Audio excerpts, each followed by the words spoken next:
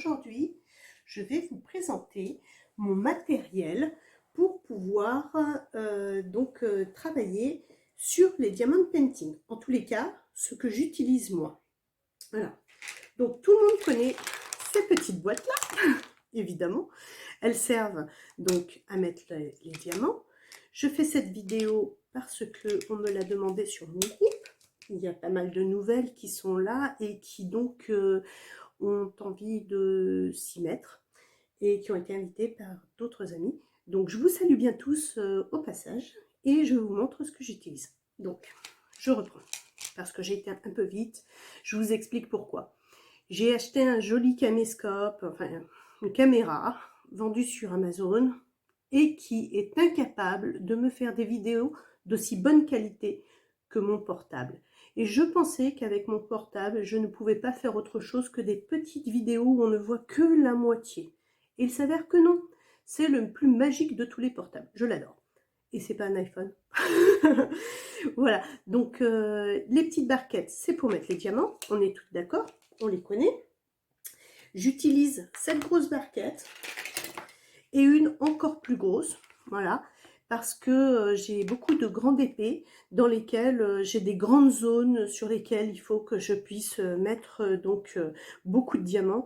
Et comme je me sers donc des stylets, ce qui est obligatoire, et que j'utilise, comme là vous voyez il y a de la cire encore dedans, j'utilise le 4x4, le 9x9 je l'ai fait qu'une fois sur Marilyn Monroe, qui était super jolie, mais qui avait un fond blanc avec énormément de diamants. Et donc ça m'a quand même bien aidé. Après, il y a d'autres techniques pour remplir les grands blancs, ou les grands noirs, ou les grands de n'importe quelle couleur, mais les grands fonds. Donc voilà les stylés, ça, je ne l'avais pas, alors quand je l'ai eu, j'étais très très contente. Ce sont des embouts qui se changent, voilà, qui s'enlèvent, et il y en a de plus ou moins grands. Ils fonctionnent avec les diamants ronds comme les diamants carrés. Donc voilà, moi j'utilise essentiellement du rond, je l'avais déjà expliqué, j'aime pas trop le carré, ça me fait peur, je perds un temps fou, ça m'énerve, ça tient pas droit, et comme je veux que ce soit impeccable, ben j'ai pas le choix. Il faut que j'arrête de m'énerver et que je fasse ce qu'il faut. On a ça aussi, alors donc ceci c'est une petite, comment on pourrait appeler ça? Pas spatule, mais c'est quelque chose qui permet donc, une fois que la rangée de diamants est posée, de pousser pour qu'elle soit bien alignée avec les autres. En toute honnêteté, je ne sais pas ce que vous en pensez, je ne sais pas si vous l'avez déjà utilisé, et bien c'est pas pour moi, j'aime pas. En plus, je trouve que ça glisse pas sur la colle, donc ça colle, on tire dessus, enfin bon, c'est... ouais. Ou alors c'est moi qui ne sais pas l'utiliser en tous les cas, ça fait pas bien longtemps que je fais du diamond painting, je n'utilise pas ça. Voilà. Sinon, il y a aussi ceci. Alors ça, par contre, moi j'adore. On y revient dans un instant. C'est le rouleau. Entre-temps, j'ai prévu de vous montrer autre chose. Donc j'ai prévu de vous montrer les règles. Donc voilà. Alors les règles, je les trouve sympas. Parce qu'elles sont pratiques dans le sens où, par exemple, cette règle est pour diamant rond. Il en existe pour diamant rond, mais en format plus fin, comme ça. Je les pose là parce que c'est plus pratique pour les voir, voilà, qui permettent donc de poser des petits diamants ronds à l'intérieur. Celle-là c'est pour les carrés, je reviens dessus dans une petite minute.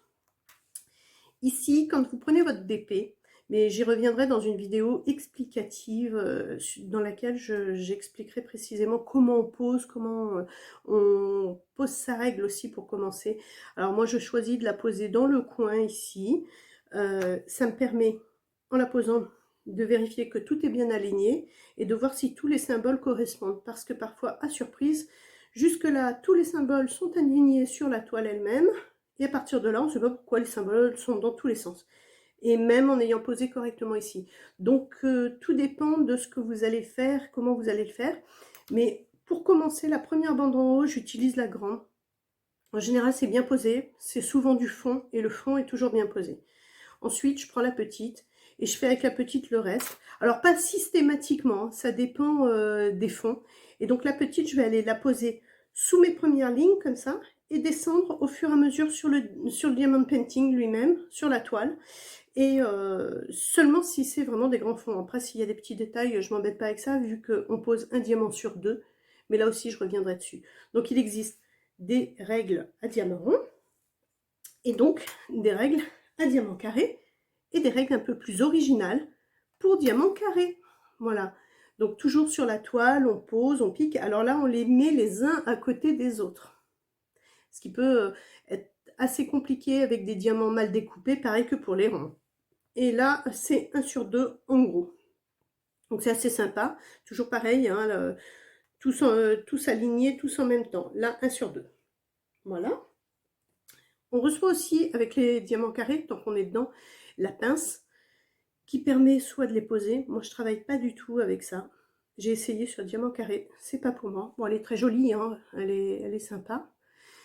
Mais c'est pas pour moi. Et une fois qu'on a commencé ou qu'on a fait sa pose de diamant, soit avec ça pour les diamants ronds, comme les carrés a priori, puisque j'ai vu qu'il y avait des filles, pour les diamants ronds, elles ne se servent plus que de la pince. Moi je leur dis bravo, il faut une sacrée dextérité, c'est pas mal. Une fois qu'on a tout posé, eh bien on va passer son goulot comme ça dessus, voilà, et soulever au bout. Et normalement, tout reste bien posé.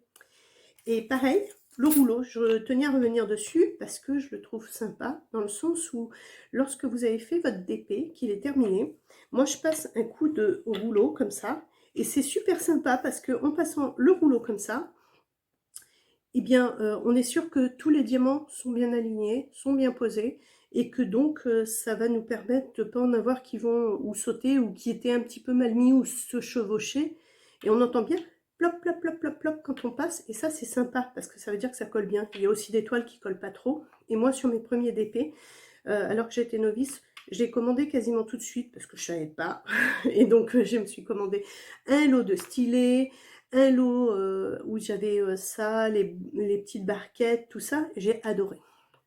Et ça m'a rendu service parce que mes premiers DP collaient pas super bien, et j'avoue que ça a été quand même super pratique de pouvoir coller tout de suite et appuyer tout de suite. Et ça m'avait vraiment manqué avant de l'avoir, et j'ai passé à la fin de mon premier DP.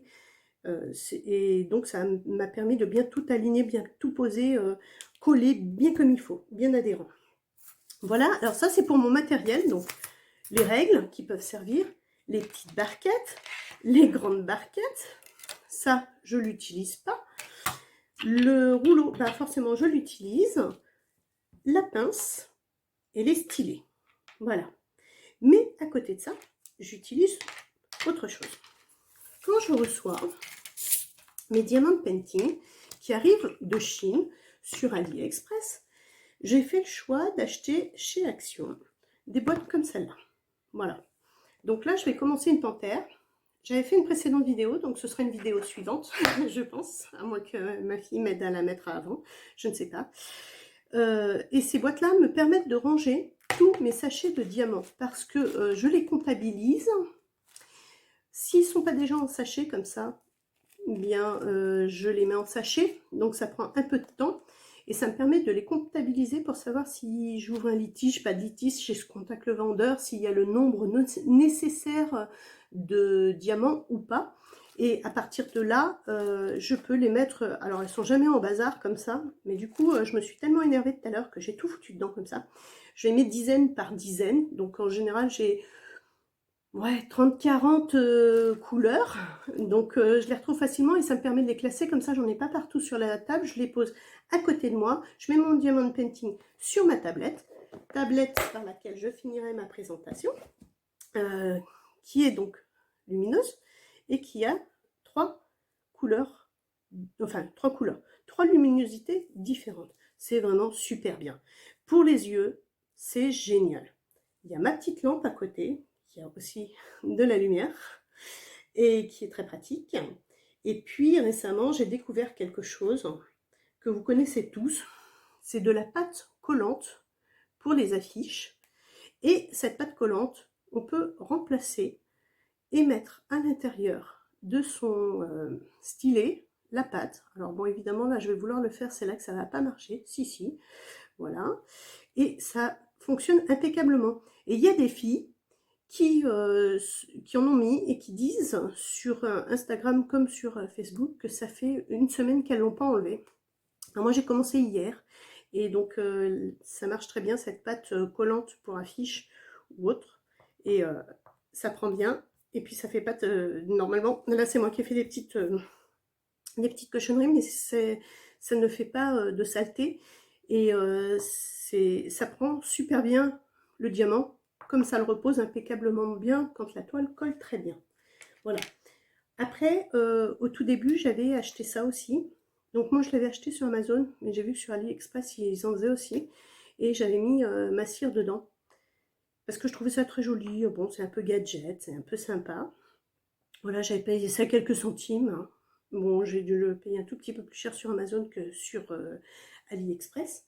Et puis, il y a les filles qui utilisent ça pour délimiter donc leur diamond painting au niveau du plastique ou de la feuille protectrice et donc de découper ensuite dessus pour délimiter les zones qu'elles vont travailler. Bon, ça, c'est pas mal, ça colle pas très bien, on peut pas s'en servir pour autre chose, mais l'avantage c'est que c'est joli. Et elles le mettent aussi souvent autour des DP, parce que vous avez remarqué, sur le tour des DP, il y a souvent une bande de colle, et cette bande de colle, ben, on s'en met plein les bras ou on s'en met sur le vêtement, et c'est pas toujours bien agréable d'avoir le DP qui se lève parce qu'on lève le bras. Voilà, alors ça c'est pour mes petits objets. Je remercie Amandine qui m'a fait les ongles, pour vous d'ailleurs. Voilà, pour que ce soit joli et agréable et qu'on ne montre pas son visage. Donc, ben, il ne me reste plus qu'à vous souhaiter une très bonne soirée. Et moi je suis contente d'avoir trouvé une parade à cette caméra qui fonctionne pas, donc je la recommande pas du tout du tout. C'est un vendeur sur Amazon qui vend des jolies caméras, elles sont vraiment très très belles, mais il est impossible de faire une mise au point de l'image et a priori c'est une belle arnaque parce qu'elle ne fonctionne pas avec Windows 10. Donc je lui fais un super commentaire parce qu'en plus il ne les reprend pas. Donc voilà, je vous souhaite une bonne fin de journée